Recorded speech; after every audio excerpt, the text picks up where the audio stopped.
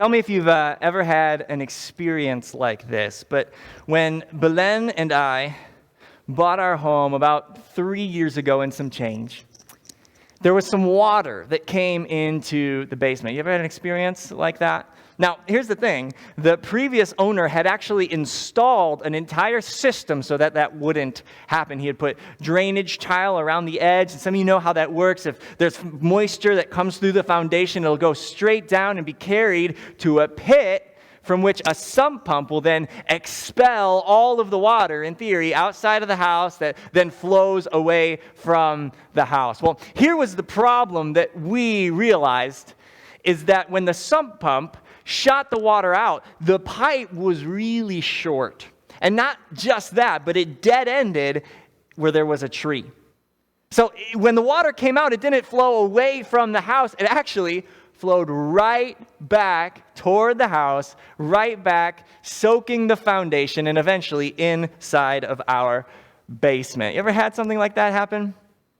In other words, the system that was designed to keep our basement dry was a failing system. It was actually accomplishing the very opposite. And here's where I'm going with this.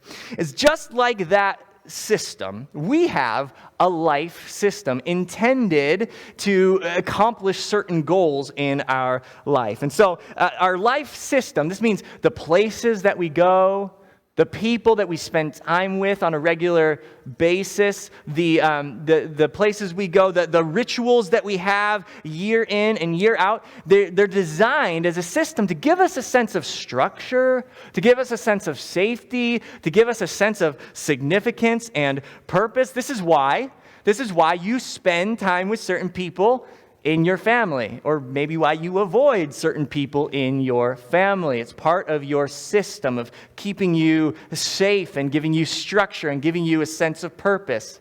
This is why maybe you go to the same place to get your coffee on the same route that you take to work each day or to school each day. This is why you do similar things each night or each weekend, right? Each season of the year. Why? Because it gives you a sense of structure and safety, a sense of significance and purpose. It's a life system that points you in a direction. It's kind of like a map that's given to us by a mixture of culture, our family of origin, maybe your particular wiring or experience, a map that shows you what you should value and how to get there. And so we all have these maps, these life systems meant to make sense of life and point us in a specific direction. And here's the thing, it promises well-being.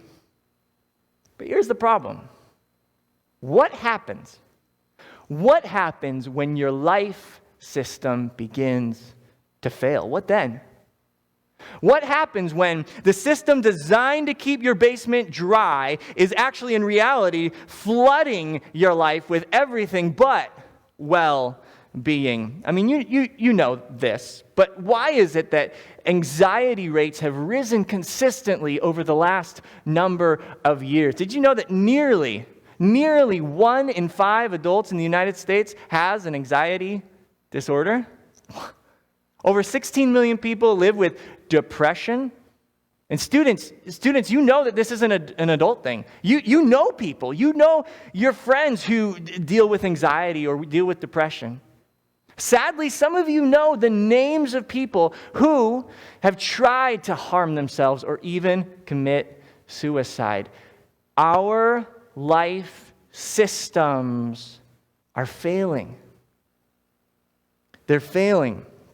Something is wrong. Humanity is not. We are not flourishing. For all of the cool tech toys, the climate-controlled environments, the self-help books, the lifestyle programs, the workouts that we have, everything else, our life system is failing. And so, it begs the question, what can be done about it? Well, this is why there's such good news. And we're going to see exactly what can be done about it this morning. But it's in an unlikely place. And so, to show you this, I want you to go with me to Exodus chapter 25. Maybe you have an app on your phone, you can Google it, maybe you have a Bible, but Exodus is if you go back to the beginning, it's the very second book after Genesis. And we're going to be in Exodus, the big number 25. Now, last weekend, we left the first humans, known as Adam and Eve, outside of the Garden of Eden. God, not the gods, had created the world, and he had brought order and purpose and beauty to chaos and created everything that we know. The only part of creation, the only part of creation that was made in his own image was humanity, men and women. And then came, you'll remember this, the defining moment after all the stage was set, after, hey, I love you. After the stage was set, there was this defining moment where God moved in. Where God moved in. You'll remember that narrative reads like a temple building literature. And at the end, there's this moment where the deity dwells. And so as a worldview in itself, God moved in, and his glory and his presence filled all of creation in the garden. And when God's presence dwelt there, he underscored something that we need to understand. That where God's presence dwells, we flourish. In other words, you and I were designed to dwell. Sadly, humanity didn't choose to stay in that, let's call it the flourishing zone. And Adam and Eve chose their own design over God's, and sin entered into the world and caused all of the devastation and the destruction and the brokenness that we're still reeling from today. Here's what happened. Work, meant to be fulfilling and worshipful, became wearisome. There were thorns on the hard ground. Childbearing, God's purpose for filling the world with more of his glory. Remember, humans are made in his image. Becomes agonizing. Cain murders his brother Abel. Wickedness increases on the earth. Every intention of the human heart, we're told, is evil and bent on itself. And so God says, you know what? I'm going to wipe the slate. I'm going to start again. And he preserves this man named Noah and his family and sends a worldwide flood, which it's interesting that cultures all over the world, ancient cultures, have a reference to a worldwide flood. Something happened, right? Anyway, he saves the world through Noah and his family, and I want you to see this. God moves toward humanity when it's the last thing that we deserve. And yet, even after this reboot, we find Noah, the one chosen by God to help rescue humanity, drunk and naked. He's inside of his tent, exposed and ashamed. Again, humanity gets it wrong. And after that, you find people trying to choose their own design, trying to be like God, men sleeping with men, gang rape in the cities, all kinds of warfare and injustice. It's in here up to the point where we're talking. And yet in the midst of that, we find God moving toward humanity when we least deserved it. And so he chooses a people. And he starts with this guy named Abram, to whom God makes a promise that he's going to give him descendants that will be God's people. Wow, that's amazing. God's chosen people. And so he changes this guy Abram's name to Abraham. But then this Abraham lies twice about his wife being his sister. And then Abraham's son Isaac does the exact same thing. And then Isaac's son Jacob lies to his dad to steal the family inheritance. It creates this family feud that tears the family apart. And then Jacob's sons actually fake the murder of their half-brother Joseph and sell him to human traffickers. And we're going, whoa, God, I think you chose the wrong family. You're going to bring your glory to the earth through them? Until we find in that moment God moving toward humanity when we least deserved it. Joseph, the one sold to human traffickers, He ends up as a slave in Egypt, and God rises him to political power. He gives him the wisdom that during 7 years of great harvest, they save some grain, so that then 7 years of famine after that, Joseph in Egypt is actually an instrument by God to save, to deliver his people. Except that humanity is still evil to the core. Joseph dies. The next pharaohs forget all about him, and they make the Israelites slaves for 430 years. Think about that. Some people were born, were told about this God who had made a promise, didn't see it, and died. Some of us get impatient with God when we wait weeks or months or years. Come on, God, can you come through? Imagine waiting 430 years. And guess what? God came through. He raises up Moses, the famous 10 plagues of Egypt, right? Eventually leads the people, his people, the Israelites, are delivered from captivity. Amazing. And just when you think, wow, God came through, the story couldn't get any better. Humanity, again, my goodness, chooses its own design over God's. And what we find is the people of God complaining against God in the Sinai desert. And watch this. When we least deserved it, what do we find? We find God moving toward humanity. So if you're there, Exodus, big number 25, verse 8 says this. God is giving specific instructions to Moses about his people. He says this, and let them make me a sanctuary, that I may dwell in their midst. God's heart, just like in Eden, was to dwell with humanity. It goes on, exactly as I show you concerning the pattern of the tabernacle, that was going to be this dwelling place, this portable temple.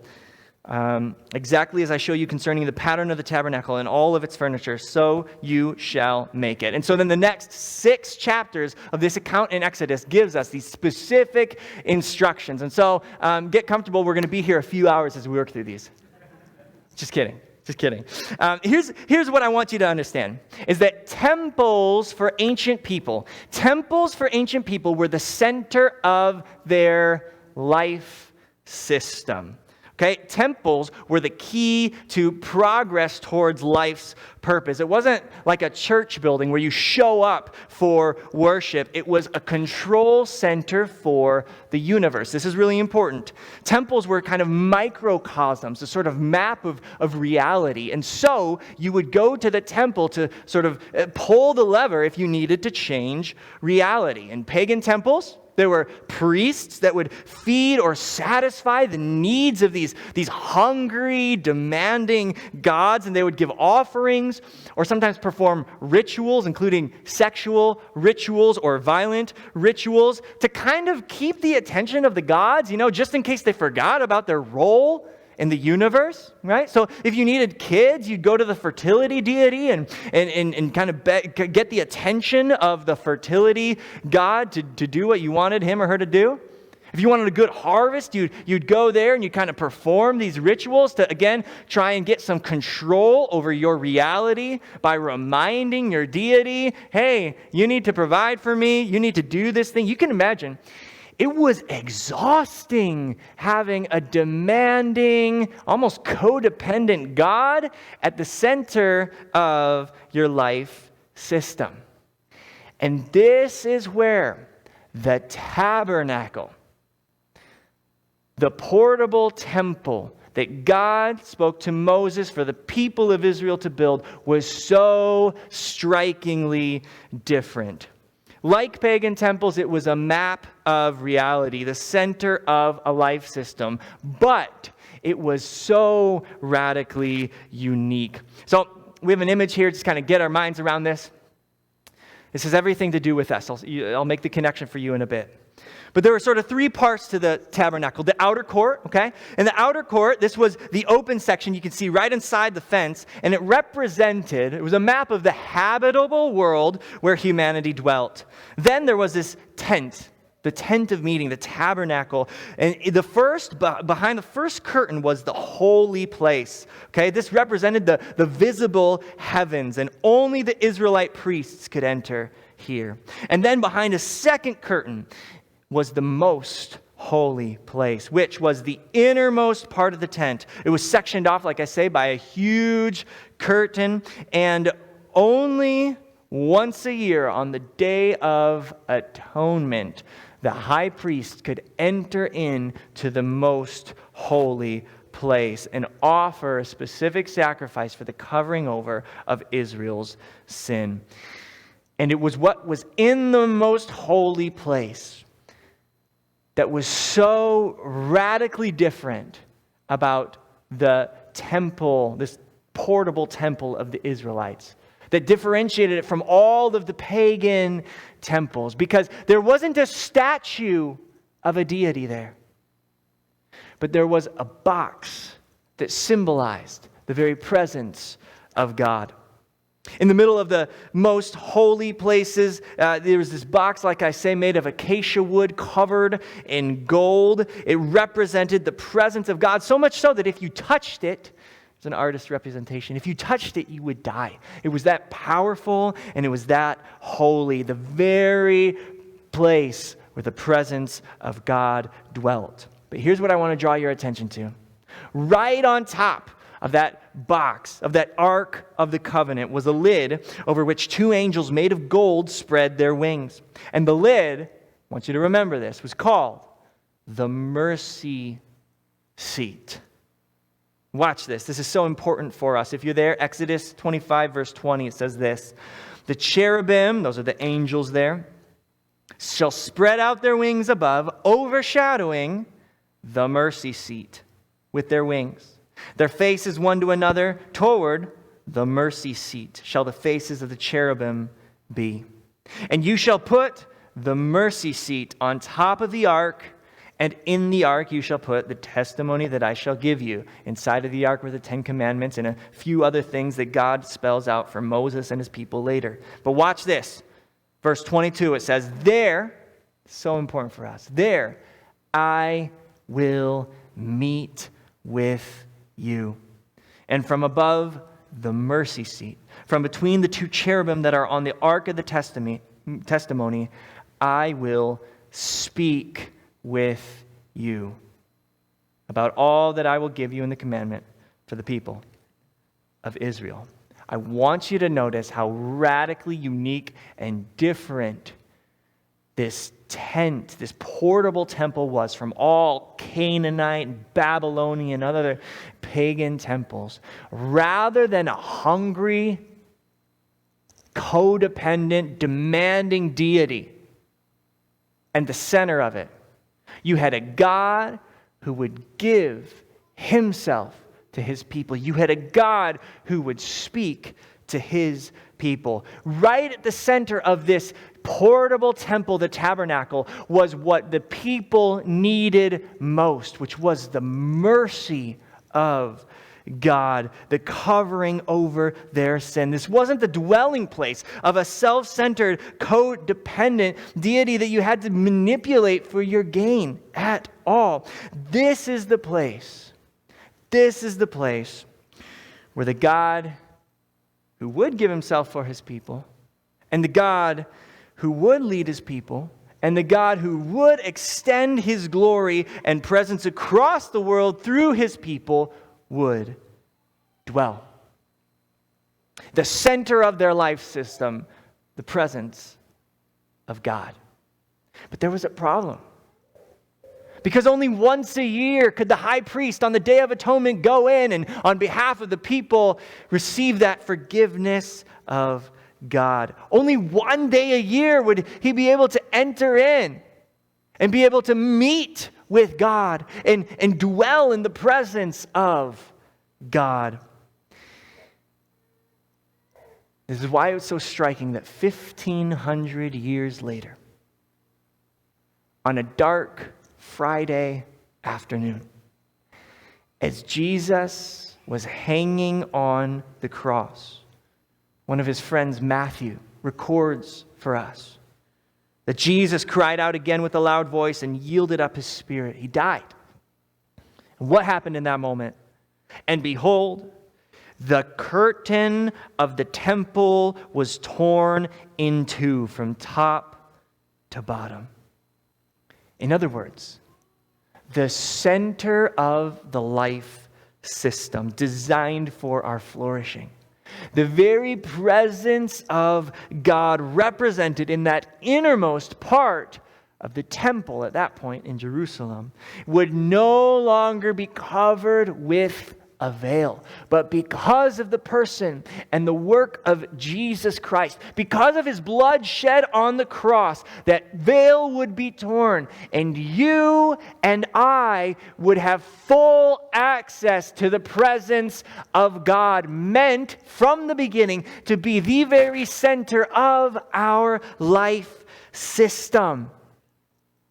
As another friend of Jesus would write, "And this is love, not that we've loved God, but that he loved us and sent his Son, Jesus, to be the propitiation for our sins." That's a weird word, propitiation. You know what that is? That's the covering over, the payment for. It's a reference to the mercy seat of that old tent in the wilderness. You know where we find mercy? You know where we find what we need most at the center of our life system? It's in the person and the work of Jesus Christ. What does an old tent in the wilderness have to do with your life and with my life? Well, everything, as it turns out. We don't build our lives around temples of exhaustion, as one pastor and author put it. Those people and those programs and those places that we look to fill us. Think about how much you hustle around. I mean, those people, those places, those programs, we treat almost as though they were hungry deities that we're leveraging our time and our energy for so that they can fill us up, right? The people and the programs and the places we navigate almost as if it were a lever, like in the pagan temples, to control our reality. But you know what that produces in our lives? It produces exhaustion. And we no longer have to serve in temples of exhaustion, in life systems that are failing us. What we actually need most, what the first humans needed in Eden, what the people of Israel needed around the tabernacle, is the very presence of God at the center of our life system. And we get that in Jesus if we will make him the center of our life system. And so here's what I want you to do. If you have never decided to make Jesus the center of your life, why not do it today? It's a cry from the heart that has no formula, but can go as simple as saying, "God, I am a sinner in need of a Savior. Please forgive me and live in me. Fill me and be the center of my life, my King, my leader." As simple as that. And you can take your first steps to putting him at the center of your life system. Maybe you're already a follower of Jesus. Hey, just like the first humans, just like all of those generations, even after God had called them and commissioned them to be his people, just like the complaining Israelites around the tabernacle, maybe you, like me, often forget that the presence of God is available to us. So here's what I want to encourage you to do this week, today, this afternoon, is to meet God. Not in the innermost part of a tent, but to meet God in the moment.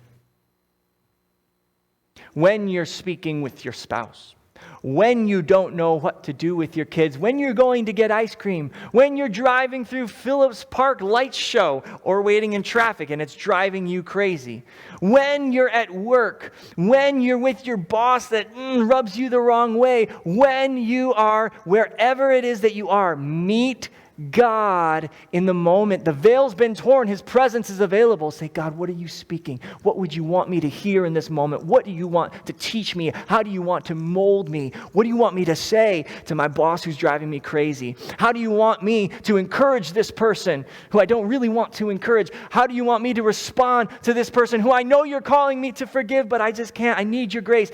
Meet God in the moment. Are you with me?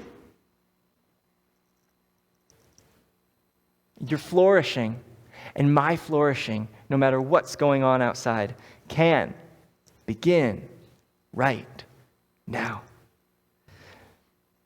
Imagine a people that kept the person and the work of Jesus, that kept the gospel at the center of everything we said and everything we did. That's the kind of people that I want to be a part of. Yes?